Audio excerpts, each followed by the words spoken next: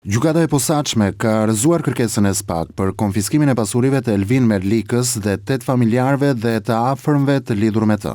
Vendimi i dhënë të premte nga gjykata e posaçme që revokon sekuestron e vendosur në vitin 2023 shënon një humbje ligjore për SPAK në një procedim pasuror, duke cilësuar kërkesën për konfiskim si të pabazuar në ligj dhe në prova. Procedimi pasuror ishte regjistruar nga SPAK mbi dyshim për aktivitet kriminal të Elvin Merlikës si pjesë e grupit të Ervis Martinaj dhe i dyshuar për veprat penale, sigurimi i kushteve për të kryer vrasje, kryerja e veprave në bashkëpunim të posaçëm dhe grup të strukturuar kriminal. Pavarësisht se SPAK argumentonte se pasuritë e sekuestruara të Merlikës dhe personave të lidhur me të ishin të pajustifikuara nga burime të lishme dhe dyshoi se vinin nga veprimtari kriminale, trupi gjykues i përbër nga gjyqtari Erion Bani arriti në përfundimin se provat e paraqitura nga prokuroria ishin të pamjaftueshme për të mbështetur kërkesën për konfiskim. SPAK ka tashmë 15 dita fat për të ankimuar këtë vendim në gjykatën e posaçme të apelit. Elvin Merlika dyshohet si pjesë e grupit kriminal të drejtuar prej Ervis Martinaj